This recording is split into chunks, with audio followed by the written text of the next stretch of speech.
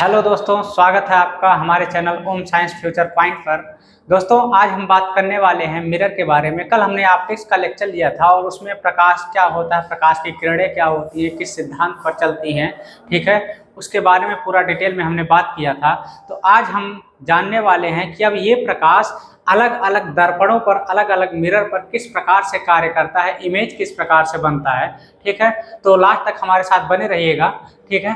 तो यहाँ पर हम आज बात करने वाले हैं मिरर, या इसको हिंदी में बोलते हैं दर्पण। तो आज हम दर्पण के बारे में बात करने वाले हैं। तो दोस्तों, ये दर्पण क्या होता है? आप देखेंगे कि अगर हम एक शीशे को लें तो शीशा में क्या होता है, आर पार दिखाई देता है, ठीक है, वो पारदर्शी होता है। अब उस शीशे की एक तल को, चाहे नीचे के या ऊपर के किसी एक तल पे अगर हम पॉलिश लगा देते हैं तो पॉलिश लगाने के पश्चात क्या होता है, उस शीशे में हमें हमारा चेहरा दिखाई देने लगता है, ठीक है। चेहरा दिखाई देने का मतलब क्या हो गया कि अब उस शीशे में हमारा प्रतिबिंब दिखाई दे रहा है, ठीक है। तो जब किसी शीशे में उसके एक तल को हम पॉलिश कर देते हैं तो वो शीशा क्या करता है, अब प्रतिबिंब दिखाई देता है हमारा। तो यहाँ पर अब शीशा किस में बदल गया है, दर्पण में बदल गया है, ठीक है। तो अब दर्पण की परिभाषा क्या हो जाएगी कि जब किसी शीशे के एक तल को हम पॉलिश कर देते हैं तो फिर क्या होता है, वहां पर पड़ने वाली प्रकाश की किरणें हमारा प्रतिबिंब शो करती हैं, ठीक है, प्रतिबिंब दिखाती हैं। इसी को हम क्या बोलते हैं, दर्पण कहते हैं, ठीक है। तो दर्पण क्या होता है, इसको हम एक तरह से इसको इस तरह से भी लिख सकते हैं, पॉलिश्ड ग्लास के रूप में, ठीक है। मतलब क्या है, एक ऐसा कांच है, कांच या शीशा जिसके ऊपर क्या हो गया है, पॉलिश लगाया गया है, ठीक है। तो अगर हम किसी कांच के एक तल पर, उसके एक प्लेन पर हम क्या करें, पॉलिश लगा दें तो फिर वो क्या करता है, दर्पण का कार्य करने लगता है, मिरर का कार्य करने लगता है, जिसमें हमें प्रतिबिंब दिखाई देता है, ठीक है। अब ये जो दर्पण होता है, तीन प्रकार का हम लोग उपयोग करते हैं यहाँ पर। पहला दर्पण होता है समतल दर्पण,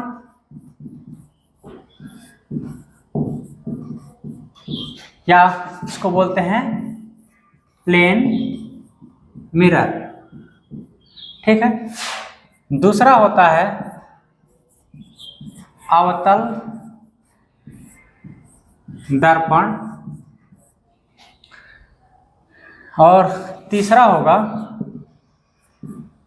उत्तल दर्पण, ठीक है। तो यहाँ पर जो उत्तल दर्पण है, ये होता है कॉन्वेक्स मिरर, और ये होता है कॉनकेव मिरर, ठीक है। अब इनकी संरचना कैसी होती है? समतल दर्पण क्या होगा, ये बिल्कुल प्लेन होगा, ठीक है। ऐसे क्या होगा, बिल्कुल प्लेन होगा, एक तल में होगा, ठीक है, प्लेन। तो एक प्लेन शीशे के किसी एक तल को, चाहे आगे के या पीछे के तल को, हम क्या करते हैं, पॉलिश लगा देते हैं, तो वो क्या होगा, समतल दर्पण होगा। अब आता है अवतल दर्पण। अब देखिए अवतल दर्पण क्या होगा, अगर हम किसी गोलीय दर्पण को, ये है गोलीय दर्पण, ठीक है।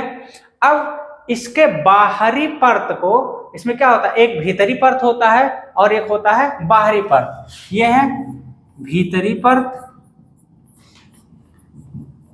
ये है बाहरी परत। तो अगर हम गोलीय दर्पण के किसी बाहरी परत को क्या करें, हम पॉलिश कर दें, यहां पर हम क्या कर रहे हैं, बाहरी परत को पॉलिश कर रहे हैं, ठीक है, पॉलिश कर दें, तब ये जो दर्पण बनेगा, ये दर्पण क्या होगा, कॉनकेव मिरर होगा या अवतल दर्पण होगा, ठीक है। अब यह जो गोलीय दर्पण है हमारा, उसको अब हम कुछ इस तरह से रख रहे हैं, ठीक है। इसके अगर हम भीतरी परत पे पॉलिश लगा दें, भीतरी परत हमारी ये होगी, यहां पर क्या करें, पॉलिश लगा दें, ठीक है। तो फिर क्या होगा, ये जो हमारा दर्पण बनेगा ये होगा हमारा उत्तल दर्पण बनेगा। ठीक है, ये दोनों दर्पण किसके अंतर्गत आते हैं, ये दोनों आते हैं गोलीय दर्पण के अंतर्गत आते हैं। ठीक है, तो एक होता है हमारा प्लेन मिरर या समतल दर्पण, दूसरा होता है गोलीय दर्पण। गोलीय दर्पण दो प्रकार का होता है, एक होता है अवतल दर्पण, दूसरा होता है उत्तल दर्पण। अवतल दर्पण क्या होता है, जब हम गोलीय दर्पण के बाहरी पृष्ठ पर पॉलिश लगा दें और भीतरी पृष्ठ पर क्या बने, इमेज बने। ठीक है, तब ये दर्पण क्या कहलाता है, अवतल दर्पण कहलाता है। और जब गोलीय दर्पण के भीतरी पृष्ठ पर हम पॉलिश लगाते हैं और बाहरी पृष्ठ पर इमेज बनता है, तब हम क्या करते हैं, इस दर्पण को उत्तल दर्पण बोलते हैं। ठीक है, चलिए अब देखते हैं इन दर्पणों पर, अलग अलग दर्पणों पर इमेज किस प्रकार से बनता है, प्रतिबिंब किस प्रकार से बनता है। ठीक है, तो उसके बारे में डिटेल में बात करते हैं।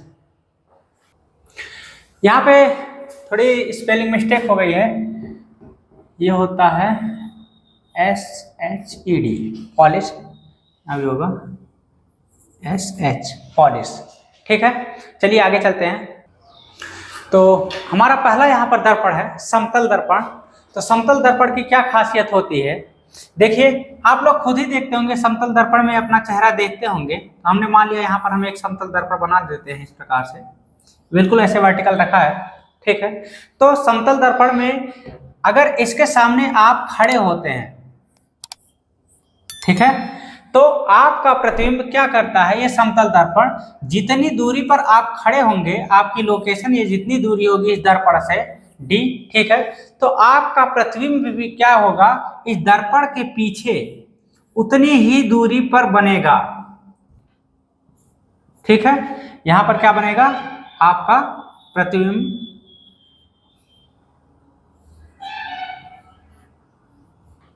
ठीक है, आपका प्रतिबिंब भी दर्पण के पीछे उतनी ही दूरी पर बनेगा। और यहां पर खासियत क्या होगी, जितना आपका साइज होगा इसका साइज भी सेम होगा। ठीक है, अगर आप सीधे खड़े हैं, मतलब अगर वर्टिकल इरेक्शन की बात करें तो आपका प्रतिबिंब भी सीधा ही बनेगा। वर्टिकली क्या होगा, वर्टिकली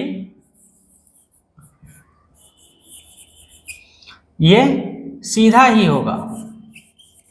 ठीक है, वैसे अगर वर्टिकल ये ऊपर की तरफ है तो ये भी ऐसे वर्टिकल सीधा इमेज बनेगा। ठीक है, लेकिन अगर लैटरल की बात करें, लैटरल का मतलब इस डायरेक्शन में, ठीक है, इस डायरेक्शन में क्या होगा, अगर आप इस तरह से खड़े हैं तो उसमें इमेज आपका इस तरह से आ जाएगा, घूम कर आ जाता है। तो लैटरली क्या हो जाता है, इनवर्स हो जाता है, या यहाँ पर हमने एक शब्द लिखा है पार्श उल्टा। ठीक है, तो लैटरली क्या हो जाता है, ये चीज पलट जाती है। ठीक है, आप खुद ही देखते होंगे शीशे में, आपका इधर वाला भाग उस साइड से आता है और उधर वाला भाग इस साइड से आता है। तो ये जो लैटरल वाली पोजीशन होती है ये, ठीक है, ये लैटरल वाली पोजीशन क्या होती है, पलट जाती है। और जो हम सीधे खड़े हैं वर्टिकल पोजीशन, ये बिल्कुल सीधा ही दिखाई देता है आपके इमेज में। ठीक है, तो समतल दर्पण में क्या खासियत होती है, समतल दर्पण जो किसी का प्रतिबिंब बनाता है, अगर दर्पण से जितनी दूरी रहती है उतनी ही दूरी पर एक प्रतिबिंब बनता है। यह प्रतिबिंब आभासी बनता है। ठीक है, आभासी या काल्पनिक बनता है, क्योंकि यहाँ पर क्या होगा, जो किरणें यहाँ से ऐसे आएंगी वो किरणें क्या होंगी, यहाँ से बिल्कुल ऐसे रिफ्लेक्ट हो जाएगी, वापस हो जाएगी। ठीक है, यहाँ से जो किरण आएगी वो क्या होगी, वापस हो जाएगी इसी पथ पर। तो यहाँ पर जो इमेज बनेगा वो क्या होगा, इन किरणों का ऐसे डाट डाट अगर हम बढ़ाएंगे तो क्या होगा, बढ़ाने पर बन रहा है। ठीक है, तो अगर कहीं वास्तविक किरण से इमेज नहीं बन रहा है, ये जो होती हैं ये वास्तविक किरणें बोलते हैं, और जो ये किरणें होती हैं जिनको हम डाट डाट करके दिखाते हैं, ये होती है आभासी किरणें। ठीक है, ये क्या होती हैं, वास्तविक किरणें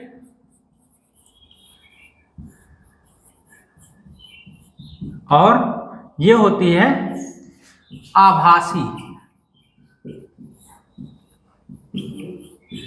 किरणें।